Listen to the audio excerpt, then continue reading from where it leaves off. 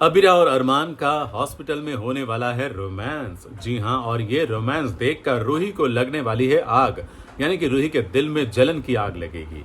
तो जाहिर सी बात है कि कहानी में एक बार फिर ऐसा ट्विस्ट आएगा जिसके बारे में हम सब कल्पना कर ही रहे थे और जानते भी थे। नमस्कार, मैं हूं संदीप पंडे और आप देख रहे हैं मेरा चैनल सीरियल और संदीप। आप सभी का स्वागत है।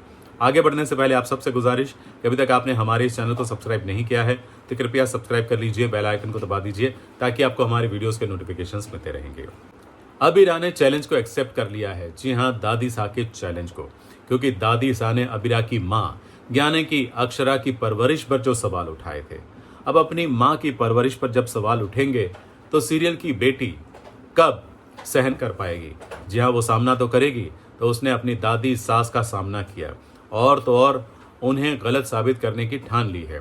तो अब वो केस तो लड़ने वाली है और इस चक्कर में अरमान और अबीरा एक बार फिर एक दूसरे के आमने सामने खड़े ही रह गए हैं और इसका फायदा रूही उठा रही है।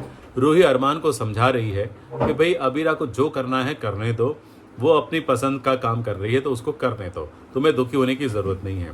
लेकिन अरमान इसलिए चिंतित है क्योंकि अगर अबीरा केस हार गई तो फिर उसको पढ़ाई छोड़नी पड़ेगी, क्योंकि दादी सा ने यही तो शर्त रखी है कि अगर दादी सा केस हार गई तो वो जेल जाएगी और अगर अबीरा केस हार गई तो उसको वकालत छोड़नी पड़ेगी, पढ़ाई भी छोड़नी पड़ेगी।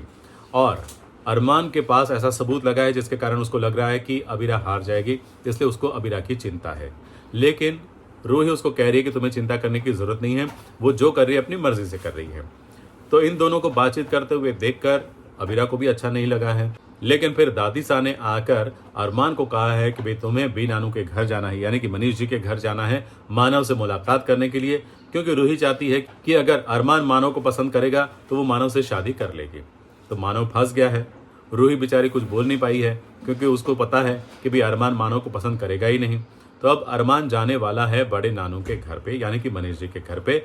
लेकिन जाने से पहले उसका बहुत बड़ा द्वंद्व चल रहा होगा। अबीरा ऑटो में बैठकर जा रही होगी अपने दफ्तर। हालांकि उसने पहले चारू से लिफ्ट मांगी लेकिन चारू ने मना कर दिया, तो वो रोने जैसी हो गई। लेकिन ससुर जी ने रुमाल देकर उसके आंसू पोंछने के लिए कहा और अपने मकसद को पूरा करने की बात कही। अपने मकसद पर अड़े रहने की उन्होंने सीख दी। तो अबीरा ऑटो में बैठकर निकल तो चुकी है, लेकिन उसने भी देखा कि अरमान जो है गाड़ी गलत तरीके से चला रहा है, तो कहीं ना कहीं उसका भी एक्सीडेंट होने वाला है। अब एक्सीडेंट के बाद अरमान को जब यह खबर मिलेगी कि अबीरा का एक्सीडेंट हो गया है तो वो पहुंच जाएगा अस्पताल। उससे पहले ये पता चलेगा कि वो मानव से मिलने ही नहीं गया। जी हाँ, बड़े नानू के घर के आसपास घूमकर वो वापस आ गया, क्योंकि उसकी हिम्मत ही नहीं हो रही थी कि वो मानव से कैसे मिले। लेकिन वो अस्पताल जरूर जाएगा और अस्पताल में अबीरा और अरमान के बीच कुछ कुछ रोमांटिक पल क्रिएट हो ही जाएंगे और कुछ ऐसी बातें होंगी जो सुनकर अबीरा को तो आश्चर्य होगा ही, लेकिन रूही के दिल में आग लगने वाली है, जलन वाली आग।